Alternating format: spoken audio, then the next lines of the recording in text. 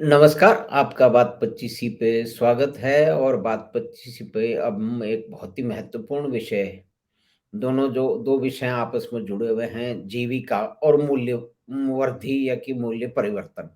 भारतीय परिप्रेक्ष्य में और अंतर्राष्ट्रीय परिप्रेक्ष्य में बहुत सारी ये बातें होती रहती हैं, जब भी विशेष परिस्थितियाँ होती हैं, कुछ लोगों ने बिना किसी तथ्यों के, बिना किसी आंकड़ों के इतना अधिक इसको फैला दिया है कि किसी बच्चे से भी पूछ लो तो उसके पास में ये प्रचार जो इतना प्रचार हो गया है, तो वो उसके पास चाहे कोई भी नहीं वो कहेगा कि साहब बेरोज़गारी बढ़ गई।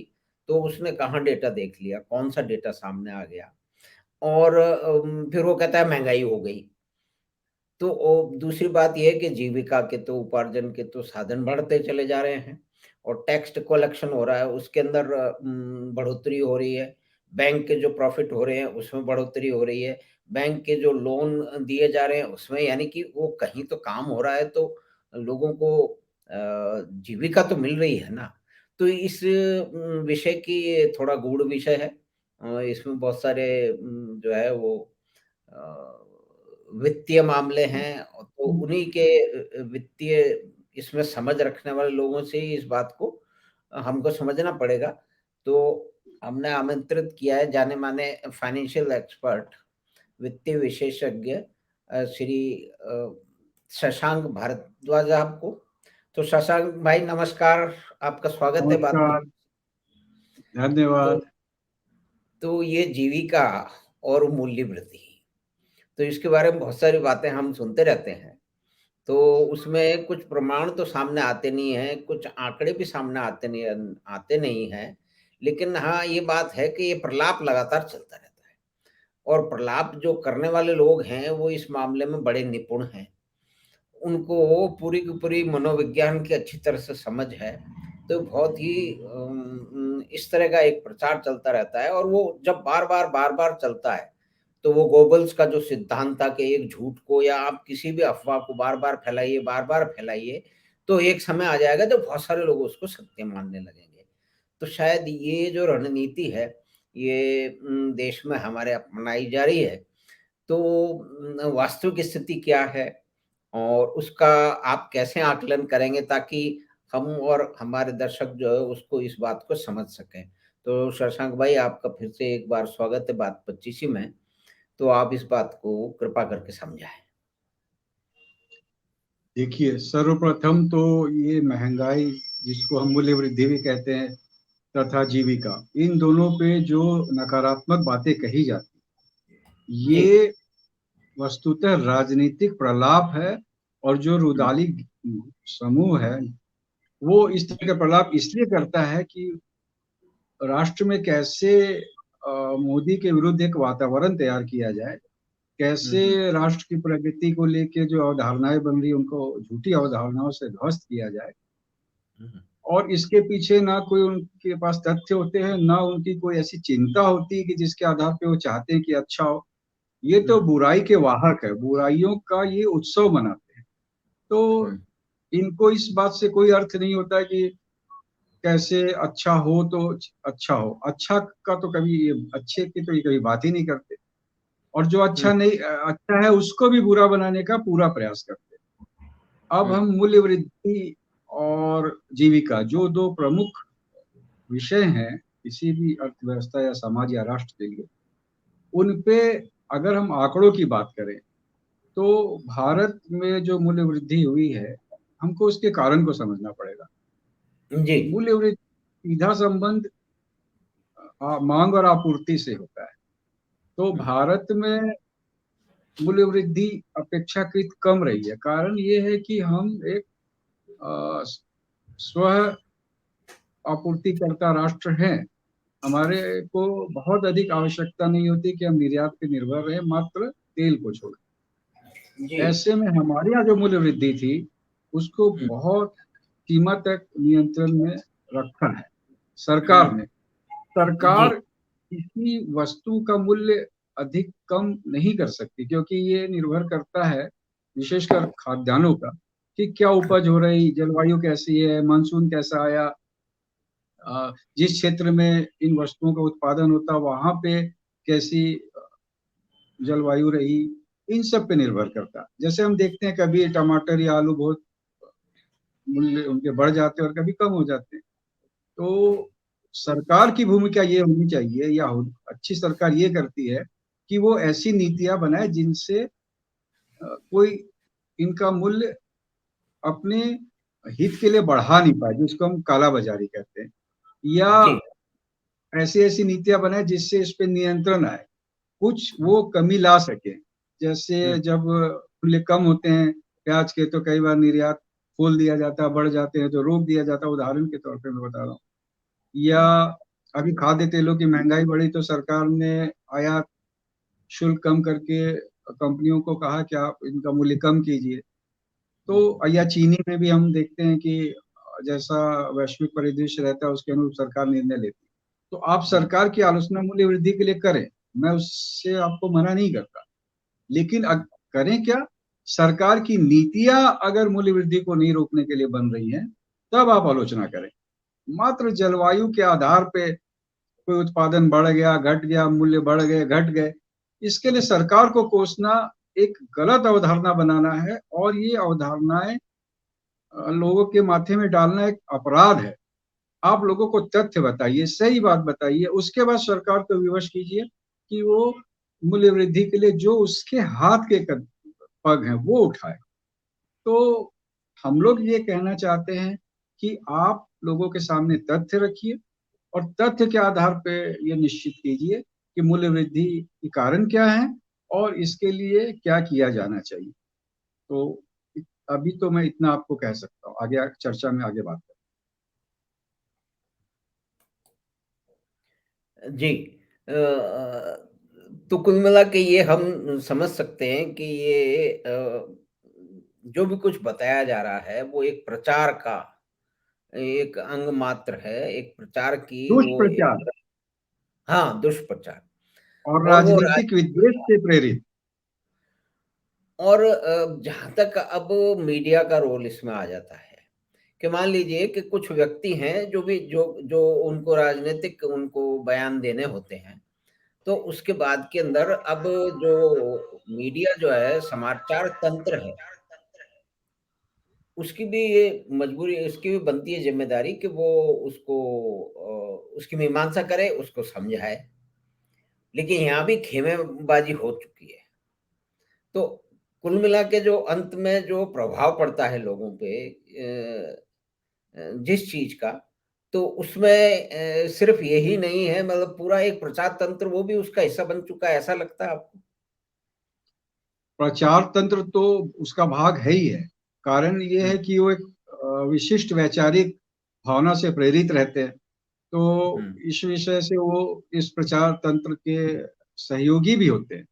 वो हम्म। इसके प्रचार प्रसार के लिए पूरा प्रयास करते हैं, जो अनुचित है। एक हम्म। संवाद माध्यम की का कर्तव्य ये है कि वो वस्तु स्थिति राष्ट्र की जनता को समझाए, देशवासियों को समझाए। ऐसा करते हम्म। नहीं। एक हमारे संपादक मित्र थे, उन्होंने महंगाई पे एक बड़ा सा हम्म। आलेख छापा। मैंने जी। उनको फोन करके कहा कि आप ये तो लिख देते हो कि महंगाई इतनी हो गई, क्यों हुई ये भी बताओ जनता को, कि यूक्रेन युद्ध के कारण हुई, या देश में जी। कहीं वर्षा कम हुई, या वैश्विक खाद्य पदार्थों के मूल्य बढ़ गए उसके कारण हुई। आपको कारण भी बताना चाहिए, मात्र बढ़ गई बोलने से तो नहीं होगा। दूसरी बात मैंने कहा कि आप पूर्णता में कितना अंतर पड़ा व्यय में, मासिक व्यय में। अगर हम्म। दाल 50 से 100 रुपया किलोग्राम हो जाए, हम्म। तो ये एक सामान्य परिवार, 3-4 हम्म। व्यक्तियों का 1 किलो दाल से अधिक दाल का उपभोग नहीं कर सकता। यानी उसकी मासिक व्यय में 50 रुपए प्रति माह की वृद्धि हुई। अगर उसमें 4 परिवार हैं तो 12 रुपये प्रति माह की वृद्धि, और 30 दिनों में तो 50 पैसा भी उसको प्रतिदिन का अंतर नहीं पड़ा। तो आप लोगों को तथ्य बताइए। सरकारें अगर गलत कर रही है, उनकी किसी नीति से अगर महंगाई आ रही है तो अवश्य बताइए। मात्र एक ढोल पीटने के लिए महंगाई का शोर मचाना बहुत गलत है। इस पे संवाद माध्यमों को भी समझना चाहिए कि हम जनता के सामने तथ्य रखते नहीं। इसी तरह तेल की मूल्य वृद्धि पे भी बात करते हैं। 10 रुपया लीटर बढ़ गया, 20 रुपया लीटर बढ़ गया। एक सामान्य मध्य वर्गीय परिवार जो एक बाइक पे चलता है, जी उसको महीने में 500 रुपया से ज्यादा का तेल नहीं लगा सकता। आज के युग में जिस तरह का किसी का अगर ऐसा व्यवसाय ही हो कि उसको बहुत घूमना है, तो बात अलग है। तो व्यवसाय है तो फिर उसको मूल्य वृद्धि की बात वो नहीं कर सकता। लेकिन अगर वो घरेलू कार्य के लिए कोई वाहन रखता है 2 पहिया, तो उसका 500-700 रुपये महीने का खर्च आना चाहिए, क्योंकि अभी काफी माइलेज देने वाले वाहन है। अब अगर 10% मूल्य वृद्धि हो गई, 20% हो गई, तो 100 रुपये का अंतर आता है उसके मासिक में। लेकिन हम क्या कर रहे हैं, हम तो ऐसा चिल्ला रहे हैं कि मूल्य वृद्धि हो के कोई सरकार ने पाप कर दिया। सरकार अगर कोई, फिर से मैं कहता हूँ, कोई अनुचित कार्य कर रहे जिसके कारण आपको लगे कि नहीं सरकार ने ऐसा किया इसलिए मूल्य वृद्धि है या बनी रहे, वो ऐसा जी मोदी सरकार करती। मोदी सरकार ने तो पेट्रोल का दाम में भी 10 रुपए की एक्साइज ड्यूटी कम करके दिखाया था। फिर दूसरी बात है कि आपके वित्तीय संसाधन उसकी अनुमति देनी चाहिए। अनुमति नहीं देंगे तो आप कैसे मूल्य वृद्धि कम कर सकेंगे। आप हमारा बजटीय घाटा देखिए, 17 लाख करोड़ का बजट का घाटा है हमारा वर्ष 2023 का। 6.4% ऑफ जीडीपी है। जीडीपी का 6.4% घाटे का बजट सरकार बना रही है। उसके बाद आप कहते हैं कि तेल के मूल्य और कम कर दो। तो सरकार चलाने का एक व्यय है, कहाँ से आएगा वो। ये जो नहीं ये अपने ये ये एक आपने महत्वपूर्ण बात कही कि जहाँ पे समाचार माध्यमों का जो एक उनका दायित्व है कि इन चीजों को मतलब जो वस्तु स्थिति है उसको समझाएं। लेकिन यहाँ तो ये हो रहा है कि जैसे अब जैसे ही आता है कि भाई देश की रेटिंग, इसके बारे में तो और भी उसको कुछ खोज करनी पड़ेगी कि जितनी भी रेटिंग एजेंसियां हैं वो भारत को पाकिस्तान से, लंका से, बांग्लादेश के पीछे बताती हैं। तो उसके कुछ आंकड़ेबाजी के कारण हैं। लेकिन वस्तु स्थिति तो ये है कि पाकिस्तान में जो मूल्य वृद्धि है या कि महंगाई है वो भारत से 5 गुनी अधिक है, मतलब 25% के आसपास है। और जिस तरह की उसकी स्थिति है कि वो बिना लोन लिए हुए काम नहीं चला पा रहा है, बड़ी ही विकट स्थिति है। जो भारत 1991 में जिस स्थिति में था उससे भी बुरी स्थिति में पाकिस्तान है, क्योंकि हिंदुस्तान को, भारत को उस समय ऋण तो मिल गया था, मेरे पाकिस्तान को तो वो भी नहीं मिल रहा है। तो ये एक जो कंपैरेटिव स्टडी होती है, एक तुलनात्मक अध्ययन भी तो होना चाहिए। तो ये कितना बड़ा समाचार माध्यमों की ये जो मतलब राजनीतिक बयान के साथ जो भी उनके कारण होंगे, तो उसके बारे में भी, क्योंकि जो अंत में जो लोग समझ पाते हैं इस बयानबाजी के कारण, वो तो टोटल नेगेटिविटी है अगर उसको कोई दूसरा पर्सपेक्टिव नहीं मिले, दूसरा उसको दृष्टिकोण ना मिले। महंगाई पे, मूल्य वृद्धि पे उपद्रव करना या एक तरह का शोर लगाना, ये एक अभी राष्ट्र में प्रचलन बन गया है, जिसको अंग्रेजी में हम फैशन कहते हैं। अब आप देखो, पहुंच जाए किसी महिला के पास, पूछेंगे आपकी रसोई का क्या स्थिति है। अरे भाई साहब, वो महिला 50,000 का मोबाइल फोन लेके रखी है, गले में सोने का लॉकेट पहना है। अब वो उससे पूछेंगे आलू का दाम बढ़ गया, आपको क्या अंतर पड़ रहा। अब आलू के मूल्य वृद्धि से उसको क्या, लेकिन उसको भी बताने का है, कुछ भी बोल देगी, ये आके छाप देंगे। तो ये तो संवाद माध्यमों का स्तर हो गया है, बौद्धिक स्तर। तो नहीं, आपका इसमें कहना सही इसमें है। इसमें पत्रकार बंधु बताते हैं कि इसमें कई बार वो ऐसे छांटते हैं, फिर उनको बता भी दिया जाता है कि आपको क्या बोलना है। मतलब वो जो उनकी रिकॉर्डिंग हो रही है, वो उसका स्वतः विचार या कि वो नहीं है, उसको बोल दिया जाता है कि बहन जी आपको ये बोलना है। क्योंकि उनको संवाद इस तरह की माध्यमों का घबरा जाते हैं लोग, घबरा जाते हैं, तो कहते हैं उनकी समझ में नहीं क्या बोलना है कि बहन जी ऐसे बोल दो आप। संवाद माध्यमों का सर्व प्रमुख कर्तव्य है कि सही अवधारणाएं निर्मित करें, राष्ट्र में क्या बातें सही होनी चाहिए ये बताएं, ना कि व्यर्थ का शोर मचाएं। तो आपने जो बात कही ऐसा होता है, लेकिन मैं थोड़ी बात ये बड़ी कर रहा हूँ मेरा जी, कहना है कि महंगाई के विरुद्ध आप जब बात कहते हैं तो आप बात पूरी तथ्यों के साथ है। आपने कहा पाकिस्तान, पाकिस्तान तो एक असफल राष्ट्र है, उसकी तो हम बात ही क्या करें। हमारे एक ठीक। पत्रकार मित्र थे, वो पाकिस्तान की के चित्रों के सुंदर सुंदर चित्र अपने फेसबुक पे डालते, दिखाने के लिए कि पाकिस्तान तो बड़ा अच्छा राष्ट्र है। तो ऐसी मानसिकताओं के लोग होते हैं जो जानते हैं कि दुष्ट राष्ट्र है, आतंकवाद का समर्थक राष्ट्र है, और वहां की महंगाई या वहां की अराजकता या वहां का दमन या वह अल्पसंख्यक अत्याचार इनको नहीं समझना। अब पाकिस्तान की बात क्या करें। अमेरिका में अब महंगाई दुगनी हो चुकी है। अभी एक कार्यक्रम मैंने देखा, उसमें वो लोग बता रहे थे कि आवश्यक वस्तुओं के दाम दुगने हो चुके हैं। तो जो विकसित राष्ट्र है वहां भी मूल्य वृद्धि होती है, और उसके स्थानीय कारण होते हैं, कई बार वैश्विक कारण भी होते हैं। तो मूल्य वृद्धि को उसी परिप्रेक्ष्य में लेके लोगों को बताना चाहिए, और भारत का रिकॉर्ड मूल्य वृद्धि को लेके, उस पर नियंत्रण को लेके बहुत अच्छा है। और हमारे यहाँ तो अन्य देशों की तुलना में मूल्य वृद्धि बहुत ही संतोषजनक स्तर पे है। और तीसरी बात मैं कहता हूँ, मूल्य वृद्धि पे शोर से ज्यादा महत्वपूर्ण है, आप देखिए क्रय शक्ति कितनी बढ़ी। अगर आलू जी। 10 रुपए किलो है और मैं उसको खरीद पा रहा हूँ तो मैं सुखी हूँ। आलू 1 रुपया किलोग्राम का भाव है और मैं नहीं खरीद पा रहा तो मैं दुखी हूँ। तो हमको ये भी देखना होगा कि लोगों का लोगों की आय कितनी बढ़ी, प्रति व्यक्ति आय कितनी बढ़ी, समृद्धि का विस्तार हुआ कि नहीं हुआ, लोगों के पास खरीदने की क्रय शक्ति कितनी अधिक हुई। ये सब चीजों के बारे में कोई संवाद माध्यम कुछ नहीं बोलेगा। आलू 10 रुपया किलो हो गया तो उनके लिए समाचार है, 1 रुपया किलो हो गया तो समाचार है, सड़क पे हुँ, फेंक दिया तो समाचार है। अरे भाई, हुँ, तुम ये बताओ ना कि उसके पीछे सरकार की कोई भूमिका है कि नहीं। हुँ, हुँ। सरकार दोषी हो तो आप बोलो ना, लेकिन इनके पास कोई तथ्य होते नहीं है।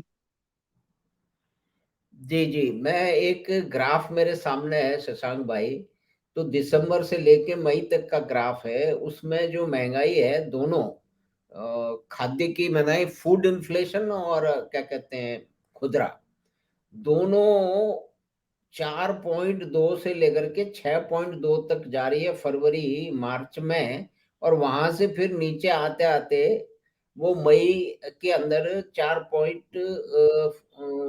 4.25 पर आ गई। तो ये जो परिवर्तन है, इस परिवर्तन को अ, अम, उस तरह से समझाया नहीं जा रहा है, मतलब पूरी की उनका पूरी जो उद्देश्य नारेबाज़ी समझाना है। नहीं है ना। हाँ। हुँ, हुँ, हुँ। उनका उद्देश्य है कि कैसे गलत अवधारणाएं बना के सरकार के विरुद्ध वातावरण तैयार करें। हुँ, हुँ। और मूल्य वृद्धि कम होने पे ये दुखी हो जाते। मैंने कहा ना, ये बुराई का उत्सव मनाने वाले, दुख का, दुर्घटना का, गलत कार्यों का, किसी के कोई हानि हो जाए, इनका उत्सव मनाने वाला ये रुदाली गैंग है। इनको महंगाई अगर 1% हो जाए तो बड़े दुखी हो जाएंगे कि क्यों इतना अच्छा हो रहा है। तो तथ्यों से तो ये भागते हैं, और इनका इनका स्वभाव ही यही है। तो अब उद्देश्य ही दूसरा है, तो इसमें हम लोग क्या बोल सकते हैं इनको। बस बता सकते हैं कि आप इनको हम एक दर्पण दिखा सकते हैं कि देखो, वस्तु स्थिति ये है, तुम जो कह रहे हो वो सारी बातें आधारहीन है। जी, जी, जी। तो शशांक भाई, हमने अब जो एक छोटी-सी और बातचीत एक की। महंगाई का एक रोना ये क्रूड पे कहते हैं। तो क्रूड का जो भाव है वो हमारे हाथ में है नहीं। बाहर में जो क्रूड जिस भाव पे मिलेगा हमको लेना पड़ेगा, उसी के आधार पे हमारे यहाँ ईंधन का मूल्य निर्धारित होगा। पेट्रोल है, डीजल है, गैस है। हुँ, अब ये और बातें करते हैं कि मोदी सरकार ने क्या किया। अरे मोदी सरकार ने तो रूस से सस्ता क्रूड खरीदा। तो सस्ता क्रूड खरीदा तो भारत की वित्तीय व्यवस्था नियंत्रण में रही। हम महंगाई को इसी कारण रोक पाए, हम इसी कारण ब्याज दरों की वृद्धि को रोक पाए। तो अच्छा कार्य करने वाली सरकार की भी निंदा कैसे की जा सकती है, वो इन रुदालियों से। जी, जी। तो शशांक भाई, आपकी मदद से इस विषय को हमने समझने का प्रयास किया। तो ये निश्चय ही ये पॉइंट रहेगा, और आगे फिर इसी वित्तीय क्षेत्र की किसी बात पे फिर आपसे समझने के लिए आपके पास दोबारा आपके पास आएँगे। तो आपका बहुत-बहुत धन्यवाद और नमस्कार कि आप बात 25 पे आए और ये जीविका उपार्जन और जो महँगाई या मूल्य वृद्धि में या मूल्य परिवर्तन है, उसमें जो आपने जो बातें समझाई, तो उसके लिए आपका धन्यवाद और हम आपसे फिर इसी विषय में बात करने के लिए वापस आपको तकलीफ देंगे। धन्यवाद, नमस्कार शशांक भाई।